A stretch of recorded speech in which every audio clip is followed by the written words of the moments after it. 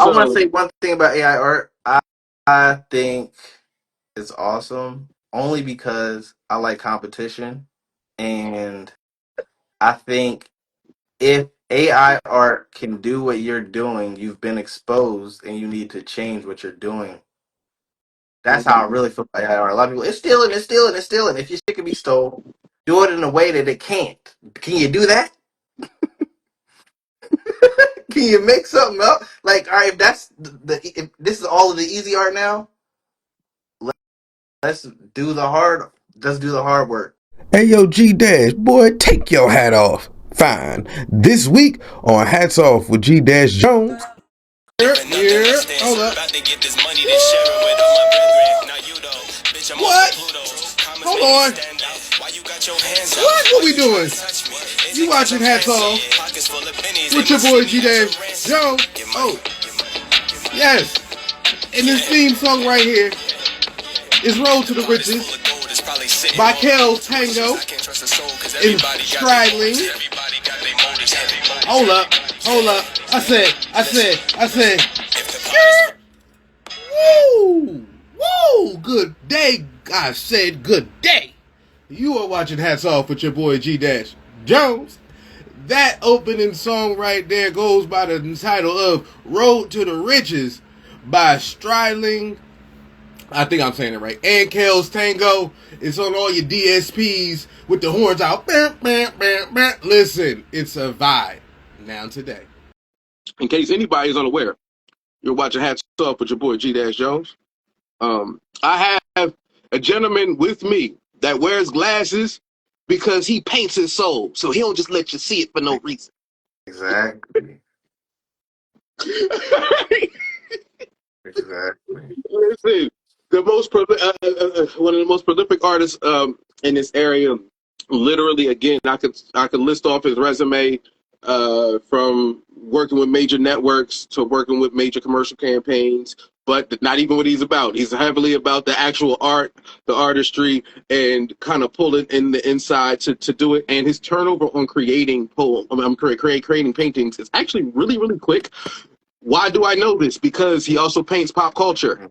And there are times when things happen in pop culture, and then all of a sudden you'll look at his page and he done posted Orlando Brown like 2 days after he said Mbop. Like it was like you start to see how quickly it turns around. And that is Mr.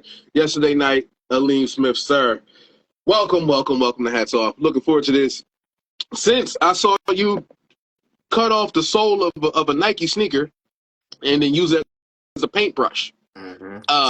Which we'll get to that, but we're not there yet. So let's go back. Tell the people just a little bit about yourself. Let's start off slow. Um. Where would I start? Uh. I like sativa. That's one. That's one. Just being honest about what's on top of my mind right now. I like sativa. I've been painting for like it's 2025. I've been painting for like a smooth 10 years. I started off about like 1995. I'm 35. Started off at the age of 5 drawing Tweety Bird for show and tell in first grade. That's the first art memory I have. I can draw Tweety Bird right now from memory. Wow. Yeah. So that's where I started. So I would draw sometimes, but then I would get frustrated and shit, and I would just stop because I was an athletic kid. I didn't just draw all the time. So I fell in love with this girl in 5th grade, Rashida. Ooh, I fell in love with Rashida. And then she went to art school, Cab Calloway, and I felt like I had to chase her. So I applied to go to that school. And by that time, I wasn't even drawing that much. So I didn't get accepted for drawing, but I got accepted for writing. So I still got in. And then I just switched my major. So that's where, like, in 6th grade is where my art journey really started.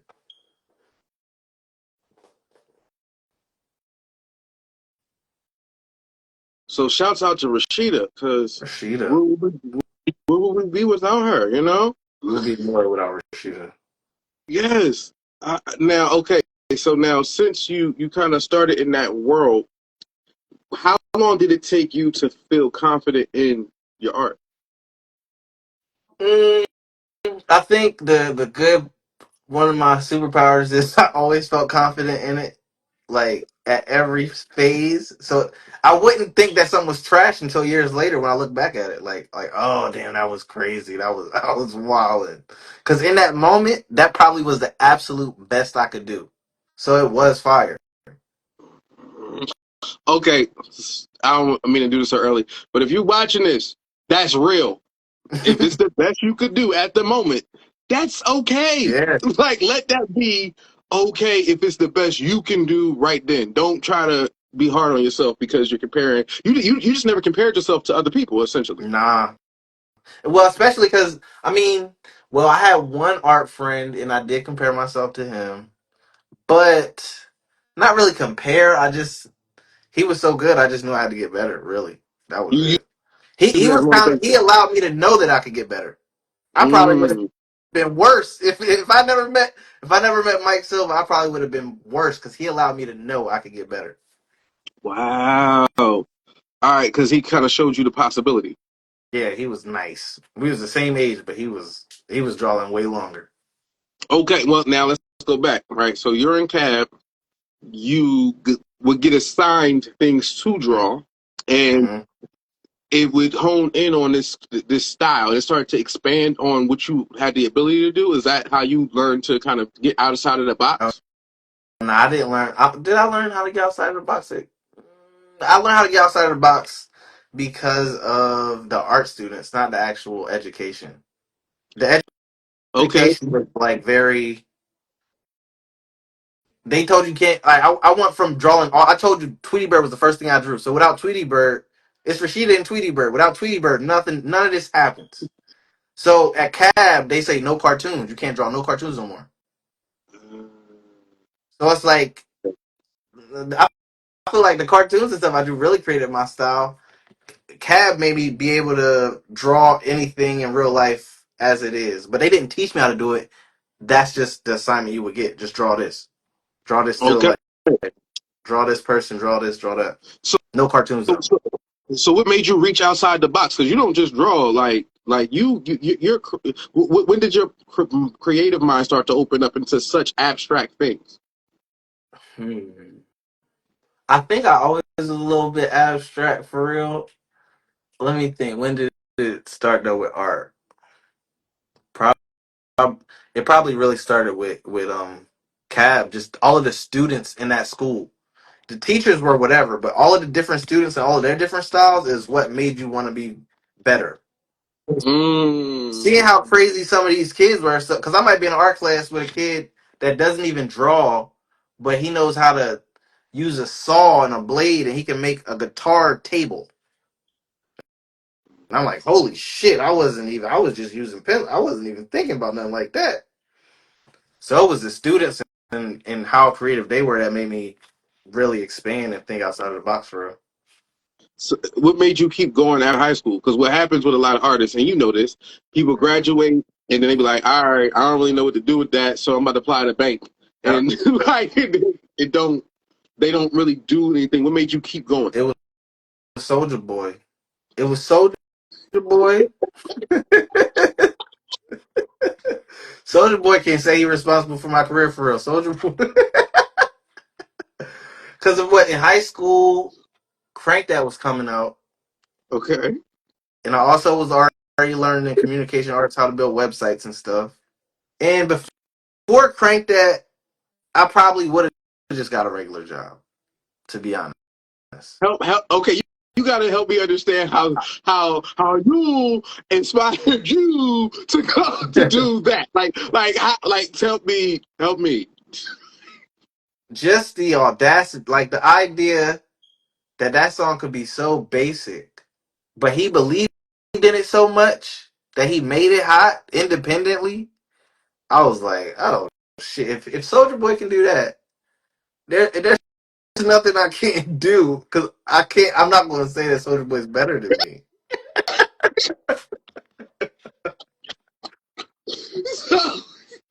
Yo, that is wild. All right. Oh man. All right. So shouts out to Soulja Boy, you know. and his inspirational success. Apparently, Alim. So, all right. Have you painted, Soldier? Yeah, absolutely. I should have known. All right. So you graduate, right? Boom. You figured it out. What was the transition? How did you wind up getting to some of these commercial areas, getting some of this commercial success? How did that even happen? Mm, the Soulja Boy approach for real. So I I focused on in my mind. I didn't know anybody at any galleries because I didn't go to college for art school. I didn't know anybody in the art world for real, but I seen hip hop and I seen all of these hundreds of artists tell the same story of selling something out their trunk or something and doing it enough that something happens. So that's all I did. The first time I started selling artwork was in 2008 when Obama got elected. Me and my friend went to the inauguration and we made some prints of a portrait of Obama we drew and was selling them for $10 a pop, going to barbershops, knocking door to door. We was going everywhere, just pulling up. Wow. So that's how that started. So how did the commercial thing? I feel like the commercial things came from all of the just groundwork I put in and trying to just interact with people digitally and in person, vending at festivals and stuff. And someone would just randomly hit me up because I didn't know who they were. All of the commercial things you've seen, I ain't hit nobody up. And I'm not trying to brag Oh, about that. It's just like huh. my purpose or goal was to make something big enough by itself that somebody would hit me up. Wow. All right. All right. So now I got to back away from the commercial. Let me back up a little bit. Right. Y'all did Obama. Right. And then y'all out there inauguration. Boom. Hand them out. You literally approached selling art like hip hop was approached in the 90s. It sounds like. Absolutely. Woo. Okay. Now, was it a conscious decision to not go to school for art, or do you feel like there is a difference? If would have been a difference if you would have, I, or if I went to art school, I probably would have been making money in a different way in the art world. But the reason I didn't is because at 18 I got diagnosed with epilepsy, and most the seizures would be triggered by a lack of sleep. All that's why I also be having glasses on sometimes inside because these screen lights be looking bright as shit to me. So I was diagnosed with epilepsy, and my mom also lost her job at that same year, and I was like, I could go to school, but my grades was not good, so my parents ain't got that bread. I know I ain't about to take on that debt for real, and it would be kind of selfish to take on the debt because my mom just lost her job, and I know if I go there, I'm probably just gonna be trying to mess with girls, and I'm gonna be staying up all late and not taking my medicine and have a seizure anyway. So we get there. I get there. so I was just like, I'll just take a different route. Right.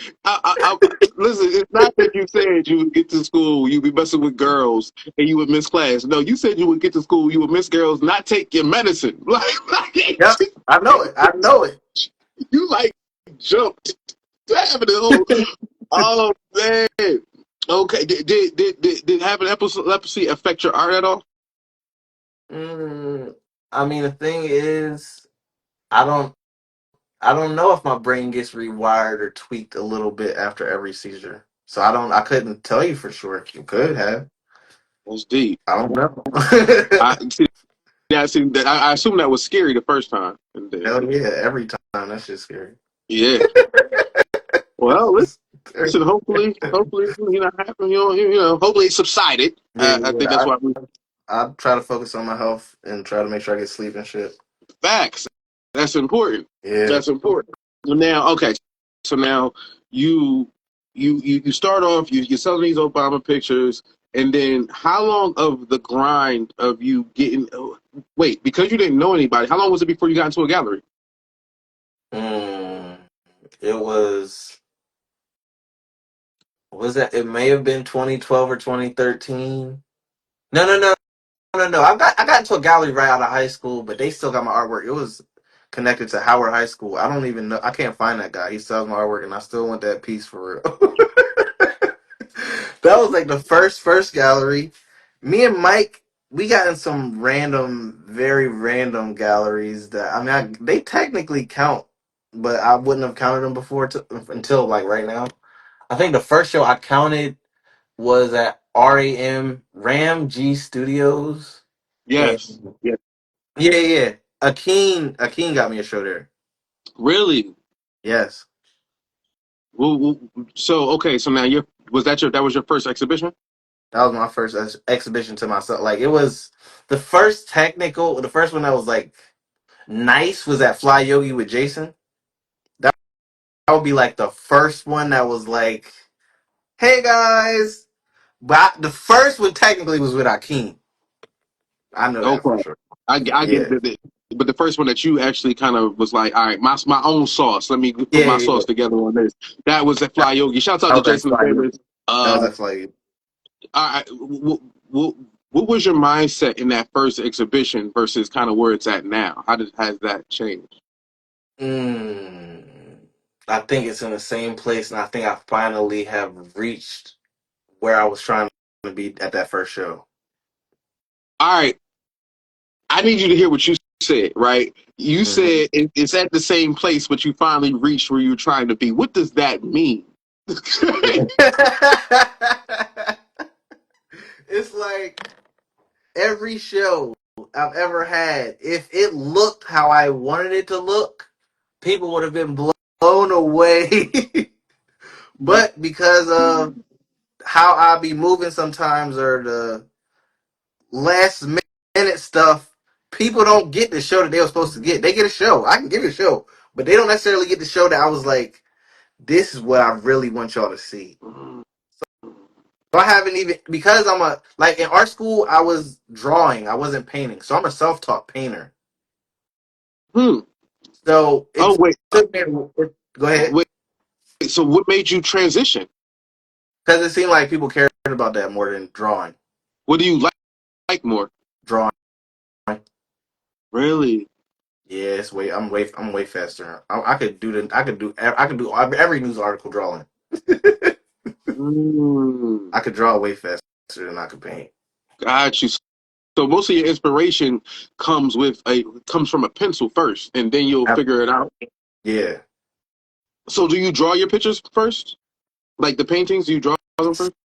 some of them, but sometimes because like I, I became such a purist, I would want to just put paint to canvas, like no no outline first. Wait, But sometimes why'd you I become do. a Sometimes I definitely do outlines, but there's a lot of times where I'm just like, no, I just gotta know where to put the paintbrush when I start.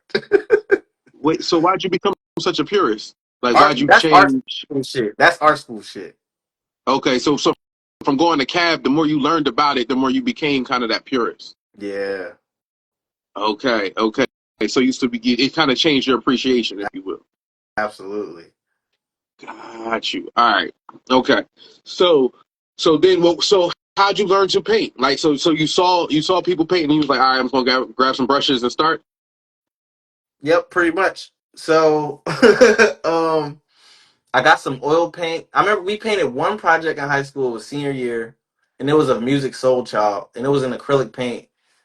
And I was like pulling out my hair. It eventually looked decent, but I just didn't get it because I wasn't doing it. We just wasn't doing that, so it was frustrating. But like a couple years later, I got some oil paint, and I just started messing around with it, and I was like, oh, I get this because this works just like pastels. Like how it blends is so easy.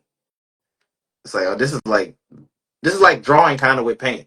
Because since I did everything through drawing, I just looked at everything as drawing in a different medium. And and pretty much you would adjust your thought process of the the pen of the actual paintbrush to what it would be for the size of the pencil Mm-hmm. tip. Mm-hmm. Got you. I got you. And you kind of just rewired your brain to be able to, all right, if you could attack it that way, then boom. Yeah. Was it hard to be comfortable with your painting? It was no, because like I said before, I was always unrealistic.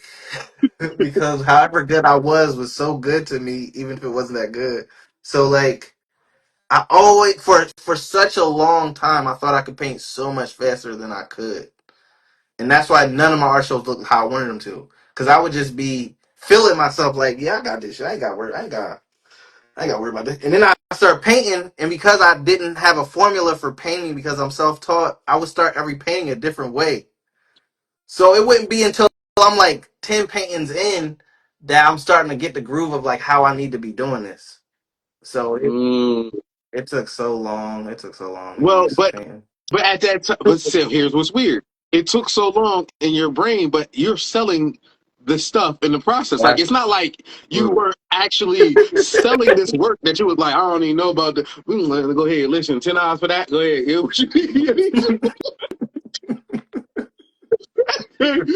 As you're figuring it out, you already was making commerce. You already in the business of art. Uh, Mhm. with that said, how long did it take you to understand the business of art? I think I'm just getting it. Really? Yeah, I mean, because I wasn't looking at the business for. I was looking at it as a rapper. Okay. Tell me more. All right, so you can go to UPS. All right, so like Master P sold CDs out of his trunk, and a CD don't cost but so much, and then the cases don't cost but so much, and to go to Staples and get the cover printed don't cost but so much. So he coming out of pocket like $3, selling it for 10, $7 profit. Same shit with some prints. If I make an image and I scan it and I go to UPS and it costs $1 to print it, then I get some nice packaging that costs $3. Then I sell it for $20. Shit, I don't gotta go to no art gallery. I can just go to a festival and post up with these prints. And I'm the artist. Hey, what's up? Here. Yep. I'm the same dude from Instagram. And make probably more than I would make at a gallery because in a gallery, they gotta upcharge the artwork sometimes to sell it because they get 50% most of the time anyway. So they upcharge the work. So they kind of hoping that they sell it. So was it a struggle to get used to that, to understand how that works? Yeah, and I'm loosely represented by a gallery because I still kind of function kind of like a rapper. I kind of would rather sell it myself for real, unless you're gonna sell it for way more. Now, okay. By the way, if you're watching this, disclaimer: he's talking about a rapper in the '90s, not streaming. Yeah. Okay, he's not. No, this is not what he's talking about. I know what you knew. He's talking about very different. Okay, I just don't want you to give people false hope because that is not what hip hop is now. That is not how that works. But all right. Well, then what made you actually kind of lock in with galleries if that was the case? It was same as the hip hop approach. They hit me up. Mm, mm. I was just gonna keep doing whatever I was doing, regardless. So they would hit me up, and then that's how I would learn about the art world through the art world reaching out to me. Got you, but you never actually cared. You're like Vince Staples as an artist. Yeah, yeah. For anybody watching this, Vince Staples didn't learn about hip hop. He's a rapper. He didn't necessarily learn about hip hop till he was already in the midst of it, like that. So, all right, now you're doing your thing. Then you start getting the calls. What was your first kind of commercial call? Mm, what's the first one? I think I think it was complex. I think it was complex. And how did that go? They just emailed me about making some Fuji painting for some Mountain Dew advertisement or something weird. I was like, all right, cool, hell yeah, I'll do it. I'll take that check. Yeah, yeah, I'll take it. Was okay. Now here's the thing that I feel like people struggle with. Mhm. Some people struggle with needing the motivation for being able to do something like that. Like you was like, all right, what was that? How'd you get over that? like the Um, inspiration to do a thing. like what you mean? Elaborate, Like, please. they hit you up to do whatever for, some Fiji ad, which Mm, is something that for you had never done. It might not have came, like, you might not have been blanketly inspired to do it. How yeah. did you dredge it up to kind of create? Oh, oh, that bread and my ego. Like, am I even if I'm uninspired, can I inspire myself to make something that's still cool? Ooh, that's a bar. Even if you're uninspired, can you still inspire yourself to make something cool? That's how it you find a career in a thing, right? Mm, Because you can do it even when you don't necessarily have. It's not talking to your heart. You can still find ways to do it. yep. So off of that, that's when you was like, oh wait, I could kind of keep flipping this. Did that change your perspective once you started getting those calls, and how so? Um, not entirely because they would come sporadically, and also because I didn't know enough about the art world. I also was very, I didn't have my pedal to the metal, as you should say. I didn't care. So Really? like I would get something like that, and because it's not even a dream of mine, and I'm looking at it as a job, kind of. It's a job, and I'm gonna do it, and it's cool. All right, and I'm gonna go back to whatever I was doing before that. I ain't thinking about that. I ain't even. Right. I mean, I might in a time I might ask them if they have any other projects or whatever, and then they like no, and I'm like, well, all right, well, okay, I'll go back to whatever I was doing because I didn't want to get my hopes up. Because there's been a couple times where I had projects, and then like Jesse Smith, I had a project work. I had a. Ooh, I don't like to get my hopes up. That's why I always focus on whatever I was doing. So Because people so can get your hopes up and have you stressed out. So it sounded like Jussie Smollett, Woo! uh, and then he got into the fight with the two dudes, and Yep, Jesse, man. and then the empire fell, right? Yep. And all of a sudden, it didn't go the way it was supposed to go Where because they were supposed to go. it didn't go the way it was supposed to go for him. Mm-hmm. Okay, Yep. That shit is the sad. fact that you had to deal with Jussie Smollett and then all the things happened, that is amazing. All right, I so had two crazy things where, dang, I had two where they fell apart. what was the other one? It was one where I was going to be a part of a show that was Dave Chappelle was going to be a part of. But because of people's backlash from his comedy, all of the artists backed out, but me. Because I was like, the fuck, I'm not backing out. And then they just canceled the show because they thought it was he was too offensive. I was like, yo, I was gonna be able to be next to Chappelle. Wow. So that's why I don't even like to get hype about that kind of stuff. I just like to focus on whatever I'm doing because you don't even know if it's gonna happen until the very moment that it does. Got you, got you. So then, how did Atlanta happen? They hit me up. I remember my friend Tay was having some kind of pool party, and they hit my email, and I thought it was a joke at first, and they said they wanted just some mock-up sketches, and I had my friend drive the car, and I was in the back making some mock-up sketches, and then it started from August to February. What were you actually doing? Revisions. Really? So you weren't there. So what happens is they would have the artwork for the show, and then they would send it to you to kind of fix to set it up. However, No, they have no artwork, so they have an idea, and I create something, and then they like tweak this, tweak that, tweak this. mm, It just for months. I did over well, yeah, 300 pieces really. before that artwork came out because everybody got to approve on it. Everybody on different levels got to approve on it. Mm. So so you submit. They go through all the things, and then they say no. Do you still get paid? Yeah, yeah, yeah, yeah. They get paid Okay, because for each piece of artwork. really, even if they don't use it. Yep.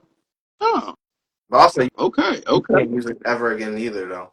Like they're buying that artwork, so they might use it fucking documentary or something someday. I don't know. but you I can't. can't. It's theirs. Yeah, it's theirs. It's their artwork still. They pay for it. Got you, got you. All right. Out of in that commercial world, what was your favorite thing to work on? Atlanta. Really? Atlanta. Hell Why? yeah. Because I loved Atlanta. I already felt like I was on the show. I just felt connected to it already. It felt just perfect. Uh, anybody who's watching this, if you have seen the show Atlanta, does he look like somebody from Atlanta? Like I'm just like just saying, like definitely has like the look like a character from Look like Atlanta. a character. So you doing the art for it kind of makes It sense to me. Like it's not makes that. all the sense. Yeah, yeah, I can see it. I can see it. Now, all right. So here we go. That ends. Hmm. Right? You got the commercial success, the things is going, that ends, and that was a nice chunk of time which you was getting paid consistently, Yeah. and then it's like, now what? Oh, I burnt out.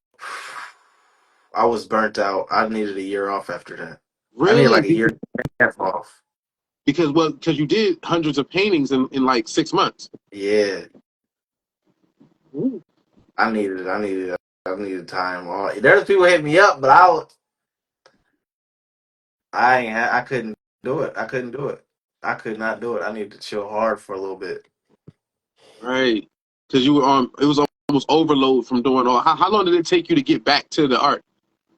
I, I feel like hmm, I feel like I didn't really get back to it till last year. Like I was doing stuff, but I don't feel like I really got back to it till last year. I get it. I get it. I get it. Was there ever a time you thought you were going to quit? Right before the Atlanta thing. Really? Because it was right, it was a COVID-ish time. Yep. Things were weird, and I didn't know what was gonna happen. I didn't know what I was going. I was like, this art shit's stupid. I don't know what I'm like. I don't know. I don't even know what's happening tomorrow. Like, I don't need to be painting. But as the world didn't completely entirely shut down, I was like, oh, I guess I need to paint again. I need to make some art. Wow. So it's funny that it's funny that it works that way where it goes from all right, maybe I'm not going to do this to, and I've had another guest on here on Culture Asian. She was a poet, and she went through a very similar thing. COVID happens. It's like all right, well I guess I'm not supposed to be doing this, and then the world don't always shut down. It's like it's kind of what I do though. So Right, right, right. guess I'm gonna keep going. Mhm. Okay. Was there a moment where you knew this was your calling? Like this is what I'm supposed to do. This is my purpose. Mm, I mean, maybe the Atlanta thing, because even the show even premiered on my birthday. So even on the flyer that I just spent 6 months making, my birthday is on the bottom of it. All of these ads that have this flyer have my birthday on it. Ooh. And this was season 3. Yes. Yeah. All right. Wow. All right. So that's it was kind of like, oh, all right, I am where I'm supposed to be, and I'm doing what I'm supposed to do. Yeah. Got you. And also, it was also very interesting because at that point, when you signed on to do Atlanta, you pretty much signed off of doing anything public, right? Because you were so Absolutely. focused on that. So you had, I guess, kind of disappeared from the local art world of any kind in any, Yeah. like, you weren't outside no more. At all. It was quiet. And then you go from locking in there. Then you also turn off, and then when you're done, you need to take off another 6 months to a year. Boom. So it's almost a year and a half, roughly, before you're back into the swing of public galleries and selling prints and da. Mhm. But also, right at the end of the Atlanta thing, Instagram had hit me up to do an art show in California. So right, I still didn't finish all of the Atlanta paintings, but Instagram hit me up, and they don't even know that the Atlanta thing is happening. And I was like, this is perfect, but this is a lot. They wanted me to do 25 paintings in 2 weeks while I already was doing the other shit I was already doing. But I knew that I could not say no because after this, like, I don't even know what's going to happen after the lunch. I need to do all of this. I need to take every opportunity. So I crashed. I did all of it, and I was burnt. I was burnt. I didn't know how much artwork I made. Like it was a lot, man. Did, did you ever have issues with the quality of the art because you're pumping it out so quickly? Sometimes, but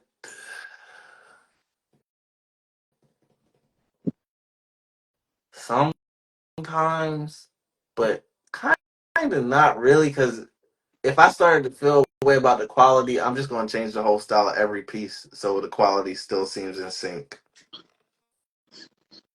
That's how you get. So you was, yeah. I see how you got burnt out. Yeah. Like, cause they, yeah, Jesus Christ. It's like if 'Cause one is bad, they're gonna all equally be that bad. So it's still uniform. Fuck, it's still gonna look good. well, this bad, we're gonna let me lower the grade a little bit of all of these, just a tad, Hmm. so they feel. Uh, there's a subtle genius in that. Like, can't even highlight in a constructive way, so I'll just move on. But that is that. Oh man, so then, what was it like to get back out? Like, how was it? What was that like for you? When you was like, all right, we got to do this. What was the thought process? Um. Oh yeah, it was a fall. It was a failed attempt. I thought I was ready. Well, I was ready, and then I had to show at DCAT. Hold on. No, let me think about. Let me think about. There was a Atlanta thing. Then I chilled hard. Then I got hit up by this gallery in Paris to be a part of the show with Picasso. Okay, so wait. So all right, now so Atlanta happens, IG happens, you take your break, and then back to these offers that you can't refuse. Mhm.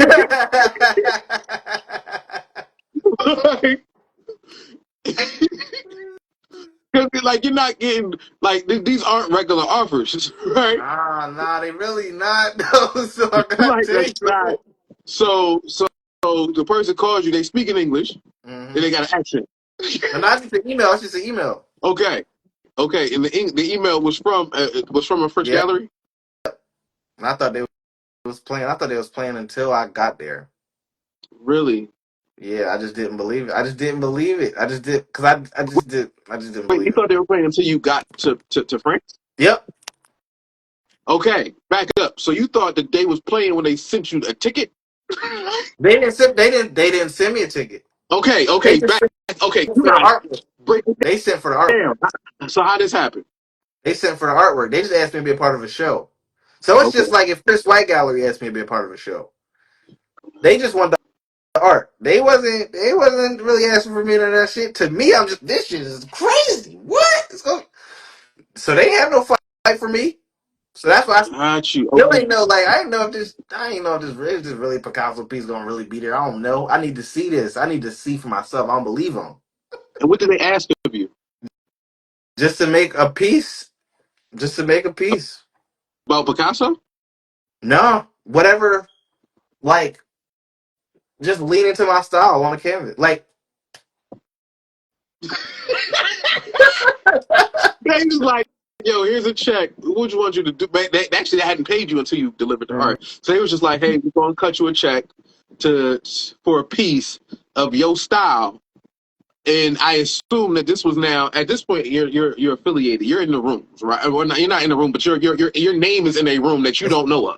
That's what some yeah, happened, it's right? some room. Yeah, it's in some room I don't know about. Right, right. It's the same way that your name was in the IG room that you didn't know about, or Right. your name was in the Atlanta room that you didn't know about, right? By the Right. way, if you're watching this, that's how it works. Your name will Yep. float around in rooms that you don't know about way before the call come or the check.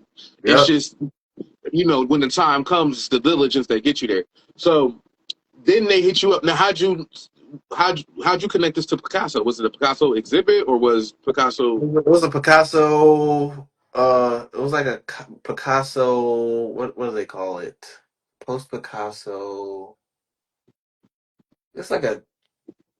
I don't want to say the wrong word, but I just call it a celebration. I guess of Picasso. Oh, so they had essentially a bunch of named artists Yeah. to to submit their art as the up and coming artists saluting to Picasso in their own way. Yeah. Wow. Okay, and I assume you were honored, but you was also like, y'all really doing this though? Like, I was honored, but I wanted to see if the Picasso piece would be in that room as the same room as my artwork. was it? Hell yeah! So then I could say I had an art show with Picasso, which is crazy. Do they own your piece? Now I got it back. Wow, wow, wow. Okay, okay. Do you still have it, or would you sell it? I would sell it, but I still got it. Wow. Okay, I mean, but now, unfortunately, or fortunately for you, the price tag on that didn't change because it was in the show with Picasso. Yeah, yeah, that's different. That's a whole different. That's a whole Like, different. different. That's a different price.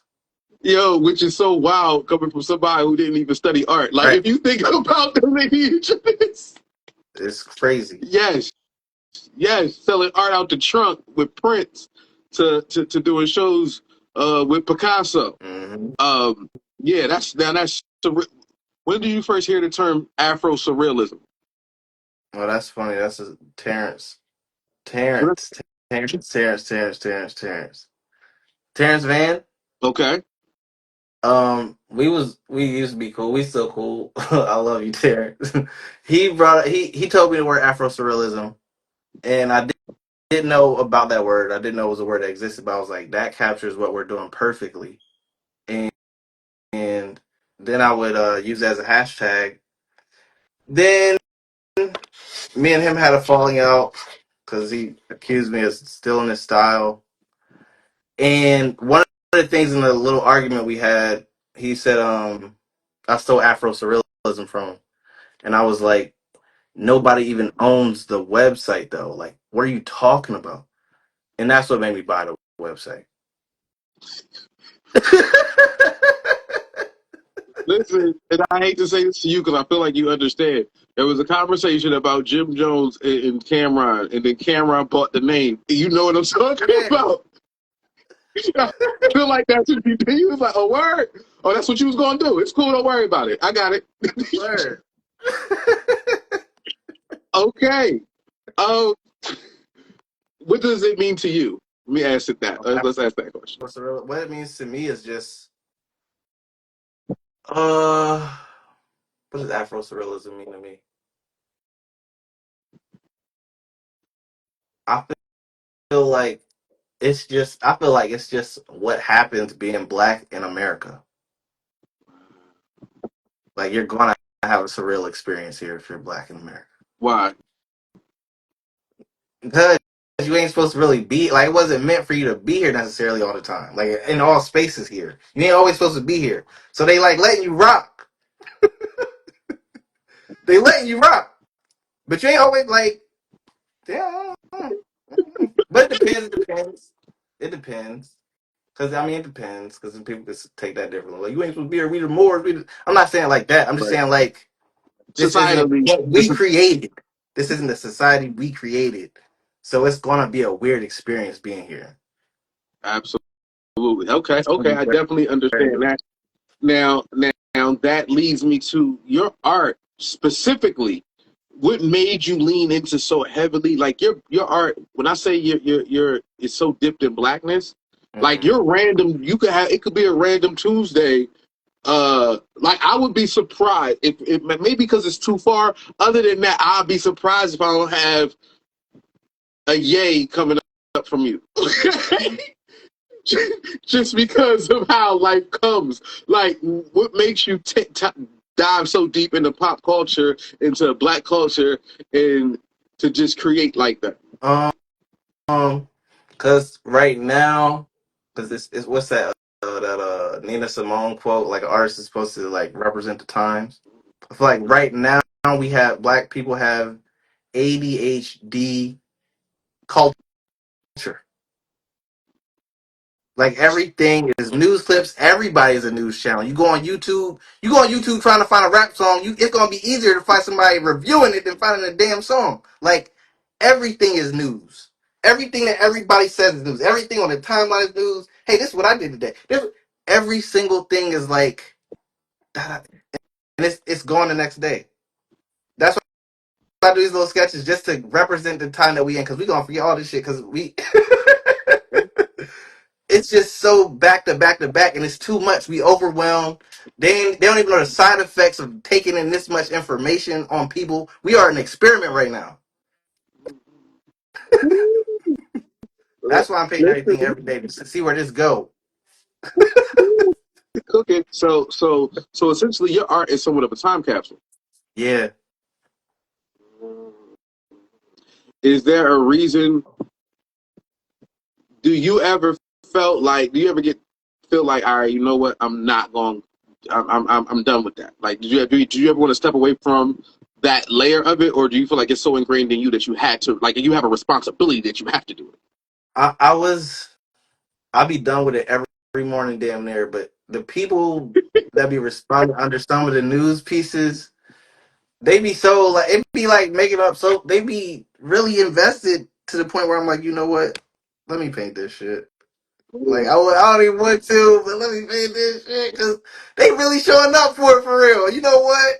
And on my own personal level, as a painter, I always just wanted to have some kind of practice that I could do daily that was like whatever that I just could can keep consistent because I would paint. For me, I would paint for like a month or 2 months straight and then chill for the rest of the year. I would just crash out. I would just stay up damn near every night for 2 months straight, paint as much as I possibly could, and just coast the rest of the year. Uh, I ain't even have no more energy after that. So to be able to be consistent every day just lets me know I'm in a good, healthy space with art because I'm able to not crash out while also making other artwork that's not even related to those little news blurbs. I dig it. I dig it. So, what makes you feel invested into art? Because, like, if you can do that and not necessarily feel invested, or you can do 300 and something and not feeling like, all right, cool, I can bow. What makes you feel invested into the art versus ones that are for everyone else? Mm-hmm. Like the shoes, I was invested in that for me. That's for me. Like the sneaker pieces is for me. That was like what made me invested in that. I don't. Can I even put a word to it? I'm sure I could, but I think just. Mm, I don't even. I ain't got the word, but that one's for me though. Okay. Now it's funny that you say that because I know why you're invested in that. I have some clues, but Mhm. I ask you, what made you feel so connected now to describe this to the world? Let's describe this. So because anybody who again go to yesterdaynight.com, and I never plug nobody's website myself. I tell them do it. But go to yesterdaynight.com and look at his stuff. If you look at his stuff, by the time you get to BlackAF1, there is a distinct difference in that than what's meme based, than what's black culture based. All of it's prolific, but once you get to that specific, it's completely different than the other things that you've done. Mhm. Why? I think I finally got to a place because like it's cool on a cultural level, but on a personal level, why it's cool to me. I I never liked relying on Michael's Arts and Supply Store. Okay, So to me, interesting. this is how I be thinking, like, or this is how I used to think, or this, I mean, I guess this is how I still be thinking. Like, am I an artist? Am I still an artist if Michael's closed down? Mm. Like, if Michael's closed down, is it done for me? Is it a dub? Do I just tap out, or am I an artist no matter what situation you put me in? Are No matter what you object or tool, can I be an are artist? you creative without your crutch? Exactly. That again, you watching this? That's a gym. Don't pick it up. Okay. Ask yourself, are you a creative without your crutch? And if your answer is no, then figure out how you can be. Hmm. Um, so okay, let's preview the world to the process. Uh, they said you found a random leg. You chopped the shoe off of the leg. No, how'd you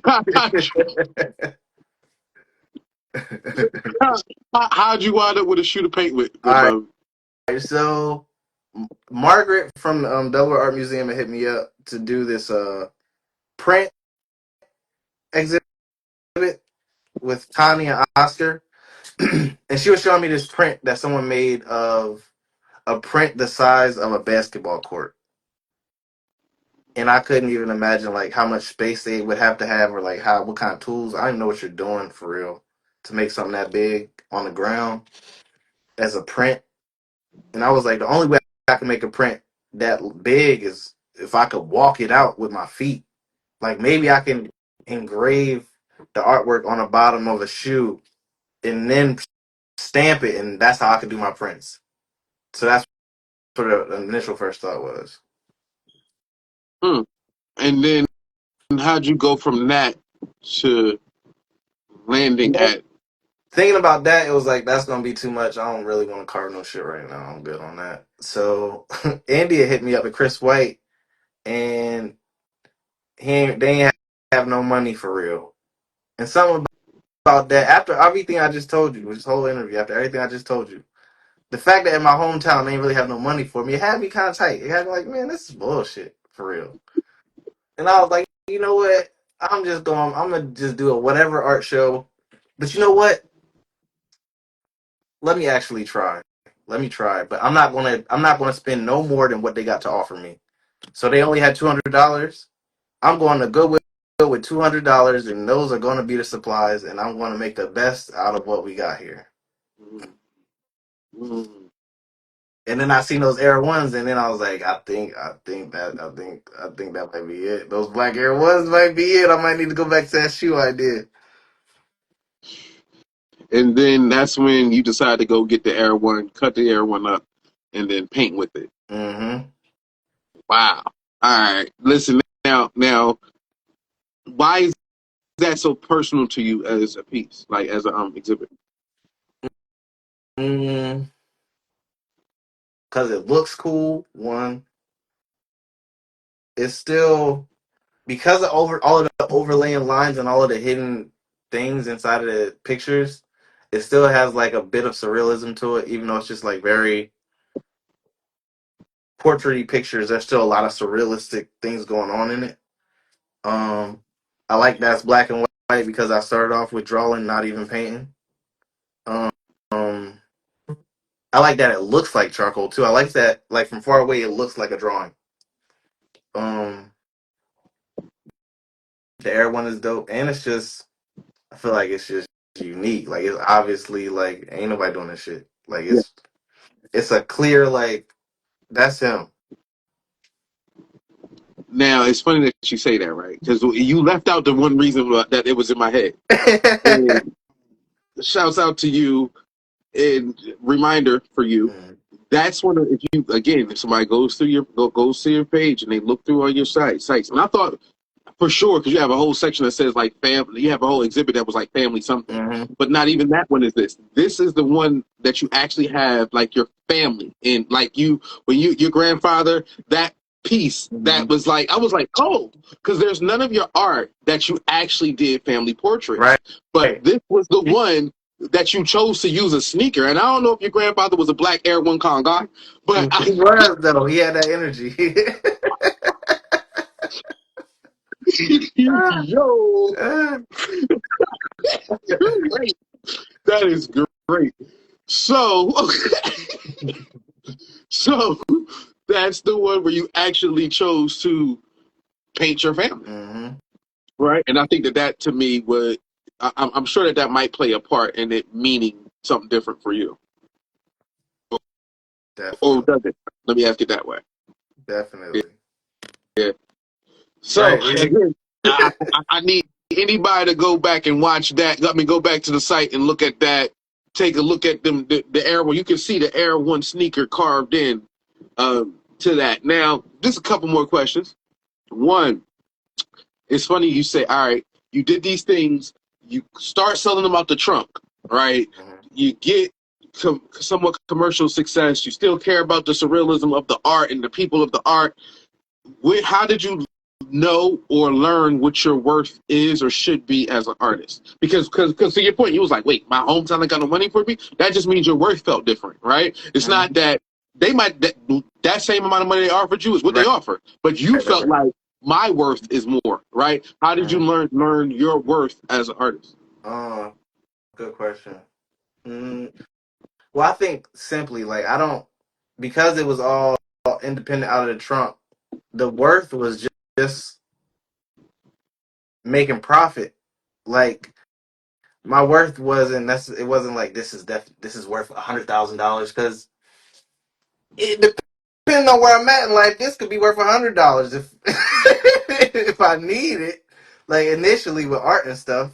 So I feel like I found out my worth through all of the commercial projects. Mm.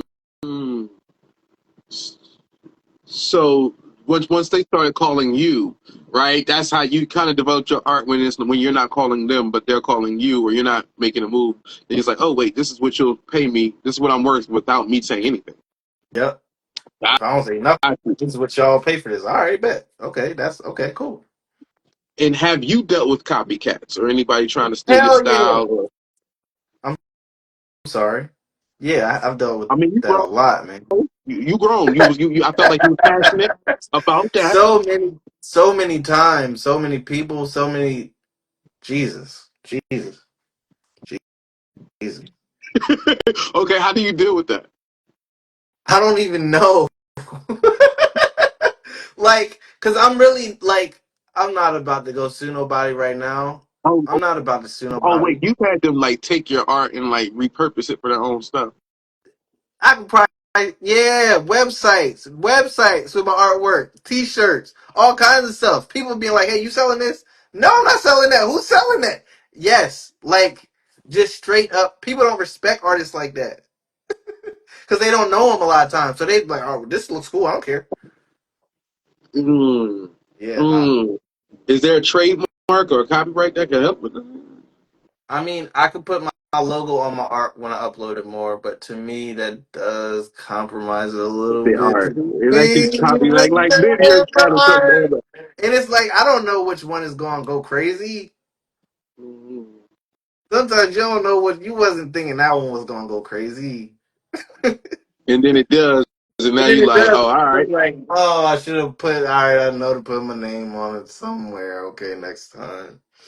And then you forget, and it happens again. I can't imagine bumping into somebody. You have. I hope you never bumped into somebody wearing your stuff on a shirt. That was Not yet, but I know I'm gonna bump into somebody wearing the Kendrick on a shirt. really. I've You already have seen the sights. okay. Yeah, because that battle for you in black culture, you had fun. Like if looking like I went through your art, so I was like, what? I was like, oh, and you were anti Drake kind of personality, so it felt like that's what you like. That's all you needed. Like, that's all That's you needed. all I needed. That's all I needed.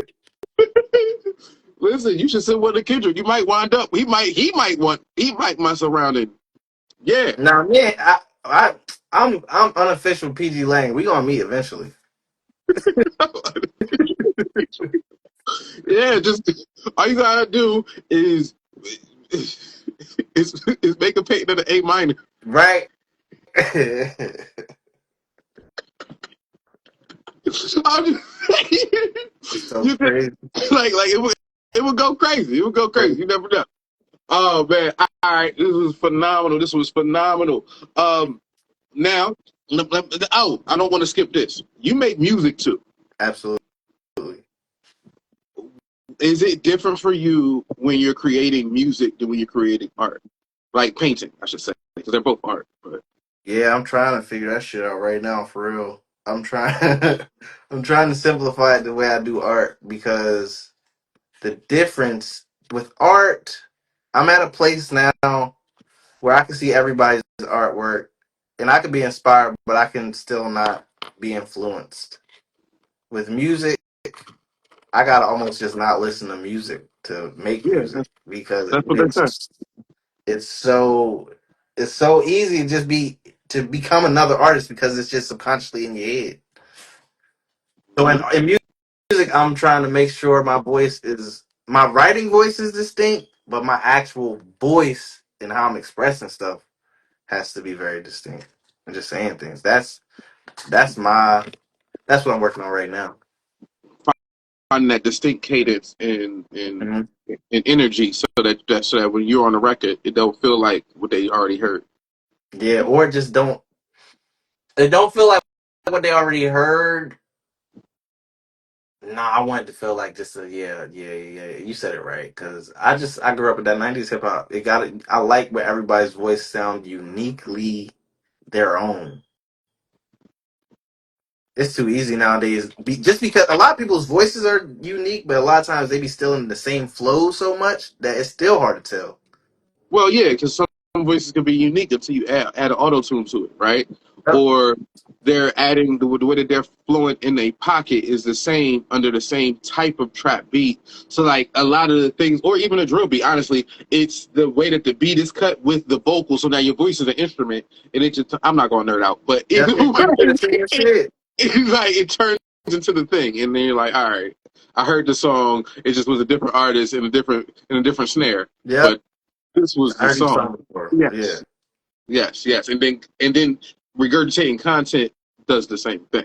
Exactly. Try not to say the same thing over and over again, or if you can, at least zoom in on it and focus on a specific part. Like, I don't know, just trying to make sure I stay very creative as well. Because I can't do all of this art shit and then my music is just like, oh, that's all he made. I wasn't going to ask this, but now I have to ask this. How do you deal with, because I've seen the mountaintop, because you've been in some places, right? You next to Picasso, you next to you Childish Gambino know you. I mean, he can't call you, but he know you. I feel like, how do you deal with the pressure? Like, 'cause like you said, now you've had success. Now, like, how do you deal with the pressure of even whether it be musically or artistically? How do you deal with the pressure of repeating success I potentially? think with art, I feel pretty confident with it because I think even as a high schooler, my ego about art, even in art history class, is that this shit isn't cool. Like the fact that you gotta tell me a story about it for me to be interested in it, I don't like it. I want to look at it and like it. So The I have a fact, different ego with art. I could go to the Louvre and be like, nah, but because my motivation was inspired through hip hop. How I revere musicians is way different than how I look at painters. really? Hell yeah, hell yeah. So the difficulty slider on a musical artist is higher than it is for a painter in your brain. Oh, absolutely. Anything visual, I feel like I could do it. I don't even care. Like I feel like how Kendrick be talking. That's how I feel about visual arts. But music, it's different. It's different. It's So it's levels. really hard to impress you with visual arts, but You ain't gonna probably I impress me with a. It has to probably be sculpture or something. Not to impress me. You can. It's just gonna be hard for me to feel like, oh, I could never do that. right. Yeah, it's gonna be hard for me to feel like I couldn't do that. Something's out of your visual realm, Yeah. out of your perspective. But again, if you was knocking out, you knocked out hundreds of paintings in 6 months. Hmm. It changes your perspective Yeah. when they say do 100 of a thing and then see how you look at it, right? Mhm. So I definitely can understand how that might have tweaked that vision is for sure. So what's next for Alim? What can people expect, whether it be musically, artistically? What should they look out for? I think I'm just gonna be a louder version of myself, a more expressive artist, like all the way. I'm gonna go all the way artist. I'm gonna lean all the way into it. I'm going to seven. You haven't already? I'm a seven. Got it. I didn't. I haven't yet. I think I've been got chilling. it. Shout out to Seven. He's That's he, up for he's seven. he's good. Okay. I gotta sit down with him and do one of these two. Yep. That needs to happen. That'll be interesting, just like yours. Okay. Big energy. Like I gotta commit. Like that's the next level is I'm committing all the way. There's something. That cause seven got inspires me in the way that he commits. Ah, This nigga will wear a calcified toad on his neck. He'll commit And I, as an artist, I genuinely, it sounds like I'm joking, but I genuinely You're respect it. not That joking. is You really are real. joking. I shouldn't be laughing so hard, but you said it, and it is true. By the way, in case y'all don't know, again, if you're watching this, there is an artist by the name of Southern God. He's an artist and a dope curator as well. Yep. Check him out, and you will Yep. understand the level of commitment that he's talking about. Now, what makes it difficult for you to get commit that hard or that heavy? We can get deep. We can get deep. Um, I think when I got diagnosed with epilepsy, when I wouldn't take my medicine, I was able to see how much things like computer screens, people, things would affect me to the point where like I could feel my heart beating in my fingers. Mm. So it made me get like super calm and very nonchalant for my health to like not allow my heart to beat too crazy. So I'll be real calm and chill about shit because I just be for my own self. But I know to commit, I gotta turn up, bro. I gotta turn up. Yeah, I gotta turn up. I gotta turn up. the world ain't ready. It ain't ready. I think that's entertaining because the world thinks that you have already turned I up, and you like, nah. There's a whole nother level to what It's this a is whole about to be. another tier. That is, oh, this is fun. All right, now the last question, roughly, I tell people, is if you had to give, just to get some wise words to a younger you, right? If you had to give advice to a younger version of you, right? A yesterday morning, might not be yesterday night. Oh, Wait, why? Wait, oh, real quick. Why is it yesterday I night? like that. What? Um, I like yesterday morning. I was I was I was watching Judge Joe Brown with my mom, and he was talking crazy to this black dude. And I was like, why is he? I don't like that he's shaming a black man for using ebonics on TV. That's pissing me off right now. I don't like that. So then I started going on a rant about how like this ain't even our language. We make this language up. We say things however we want. And I was like, just like yesterday, you told me yesterday night. It's not yesterday night. It's last night. It's yesterday night. You know what I mean when I say yesterday night. And I was like, that's a good artist name because I was looking for artist name. I was like, yesterday night. That's not the way you said it. Like I really was surprised. I was that's not the way you say it. It's not yesterday night. What? Okay, I'm taking it. People don't say that. All right.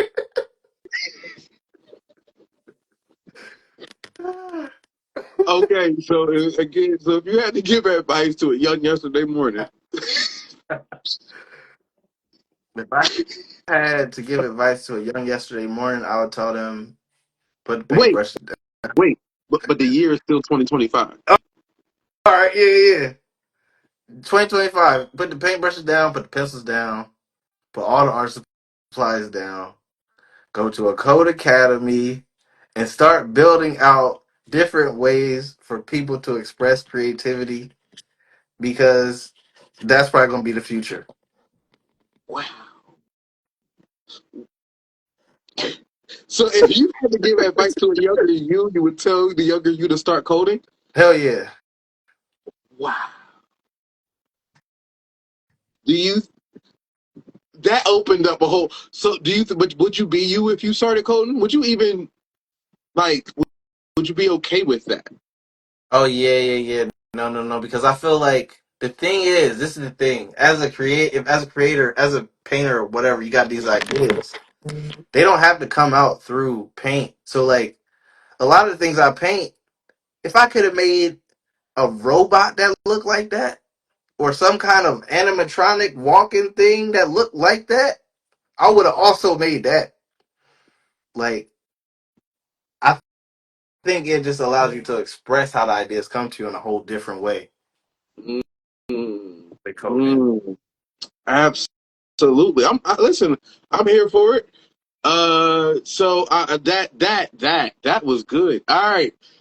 So if you're watching this and you're a young him, I'm not gonna say put the paintbrush down, but I will say grab a keyboard. Like you can do both. Like wash your hands first, get some don't you know what I'm saying, and then okay. I like that. She said generative art. Yeah, no, but that's the thing, right? I've had some people up here talk. I've talked about AI art. That's a world, right? It opens up some doors. Me and you have talked about some things. Yeah, we're gonna do that. We're gonna do that. Ooh, I want to So, say one thing about AI art. I, I think it's awesome only because I like competition, and I think if AI art can do what you're doing, you've been exposed, and you need to change what you're doing. mm, That's how I really feel about AI art. A lot of people, it's stealing, it's stealing, it's stealing. If your shit can be stole, do it in a way that it can't. Can you do that?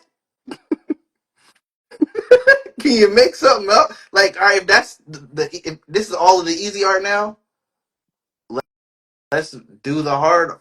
Let's do the hard work. mm. I listen. I second that because I've had having you on here. I've had Elize on here, Brian Mills on here, Velvet Point. I've had artists on here where AI can't do what they Right? do. Like people keep like there is AI art that I respect, but AI art cannot make anything. Can't make a Venus de Milo with a sneaker. Right. Like It can't. It just can't do it it. just don't have it. Well, it don't even got extra air ones. Like it don't Yeah. have them.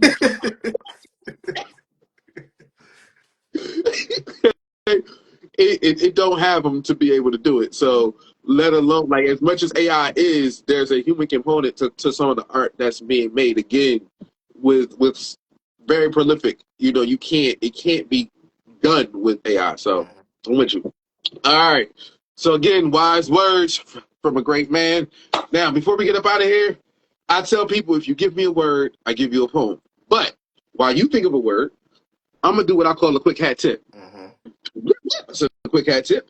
Blip, blip. Where I give some shouts out to some people who did some dope things. So, first hat tip I'm going to give. Blip, blip. Oh, the Wilmington Library, they had Dancing with the Delaware Stars. My hat tip that goes to Kenny Everett and Tierra Fair. Blip, blip. They were the winning dancers, twirling and twisting with the bung, the bung. Okay, I don't know, but that's what I assume they did. All right, so shouts out to them. Also, Kenyon and Star Wilson, they was number 2, and number 3 was Mike and Kim Eppenheimer. You know, shouts out to the Dance with the Delaware Stars. Alim, you said you're going on next year. Okay, Yep. I need Alim I on Dance with the Delaware totally Stars. go on though. If they ask me, I'll go on. Hell yeah, I'll dance. I'll dance with them. Listen, I'm telling Jamar, I would listen. That would be so great. We gonna see. I'm gonna see if I can get you. See what we can do to make it happen. I need this. Also, a quick hat tip. A quick hat tip. Blip blip. Oh, Network Connect had an affair, and they gave Richard Raw and Ali Shah. They gave Watson, both of them, they gave them the Community Impact Award. Shouts out to Cultural Restoration Project and everything that they have been doing, literally reaching out and helping build people in the community. So I got to give a hat tip to Richard Raw and Ali Shah. I don't know if you know Rich or anything like Yeah. that, but yeah, so you know the bars. Maybe we gotta get you. Maybe see if you do the album Oh, cover. Get you I featured would on the love thing. to. All right, listen. I'm not making phone calls, but they can watch the show. So Right. listen, okay, quick hat tip. Blip blip. What's a quick hat tip? Blip blip. Oh, I was at the Delaware Music Network. Oh, we had the open mic jam session. It's the first Wednesday of every month. When I say the vibes was vibing, I'm talking about, of course, Blue Tulip was in the building. She was rocking out. It was a PC Beats Laboratory Boys connection. Listen, PC Beats, aka T. Anthony, he performed his first time performing. You know, the PC Grammy Award winning first time performing? What? Listen, he was on a boom, and he had the laboratory boys out there spitting with the spitters. It was a dope vibe. They had dope poets. It was just an amazing night. Delaware Today showed up. Hat tip to all the parties involved with that. I don't know if you've been to the open mic. We gotta get you out there spitting. Yeah. Got Have to. you performed? Never. Oh yeah. We gotta get you live and in person. I tell them the lights for you. Don't worry about it. All right, Okay, bet. we gonna cook. We gonna cook. And I don't know if you know PC Beats in them, but they listen fire out there. Grammy Award Crazy. winning producers. Yeah, Oh, oh. bro. All right, we'll talk. All We'll right. talk. But I definitely got to hit him. Got to hit him with the hat tip. Also, quick hat tip. Blip blip. So the quick hat tip. Blip blip. To you, sir, for being a dope guest, having a dope conversation without getting me in trouble. Like this was a phenomenal moment. Thank you so much. Anybody that you want to give a hat tip to? uh, shout out to my cousin Ooze. I see him in the comments. Ryan, I seen Ryan. Terrence, I shouted him out about afro-surrealism. Seven God, my mom, my dad, Andre, Mike, Chiffon, Todd, Tay, Paul. I mean, I could just keep going. I love everybody. Right. No, you don't. But Tom, y'all see Tom? Tom be mad at Tom. Tom, if I didn't say Tom. absolutely, absolutely. All right, now with that said, hat tip to all of y'all, all squad, everybody he made. Now, with that said, sir, do you have a word for me? Um, Sandalwood. Huh? Sandalwood. Sandalwood. Okay. All right. I'm thinking. I'm thinking. I'm thinking. Hold on. Wait. What's that smell? Hmm. Maybe if you can't hear it, maybe you can feel it, or maybe it's more than just the scent that would allow you to tell. See, wait. What is that?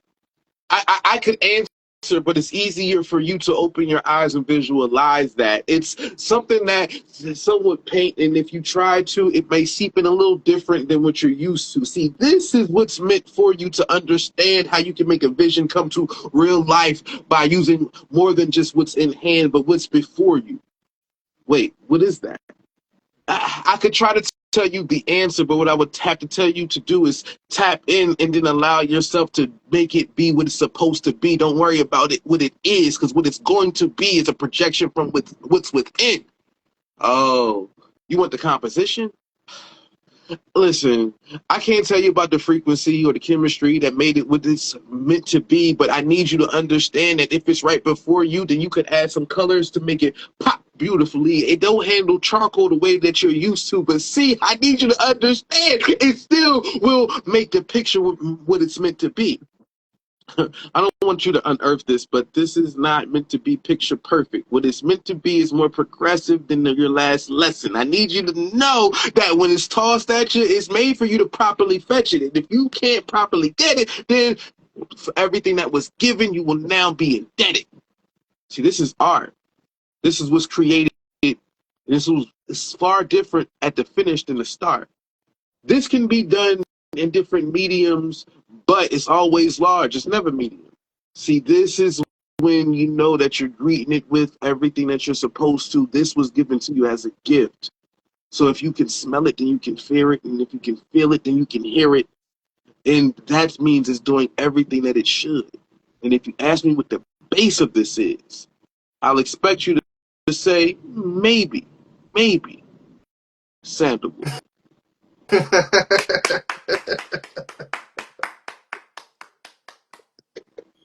I love that shit, man. Hey, you try to hit me with something. Y'all see what you did there with that. Mhm. You see what you did there. You was confident when you said it too. You was like sandalwood, and then you like look like. I know. Oh, you didn't hear me? Sandalwood. Make sure you hear me. Yeah. Oh man, this was. Can you hear me? Oh, now I can hear you. Okay. Anything you want me to say to the people before we get up out of here? Um, Black Power. The fact that you started off this interview with that, the fact that you like sativa and you ended with Black Power. Oh man, thank you for being a guest. This has been a phenomenal episode.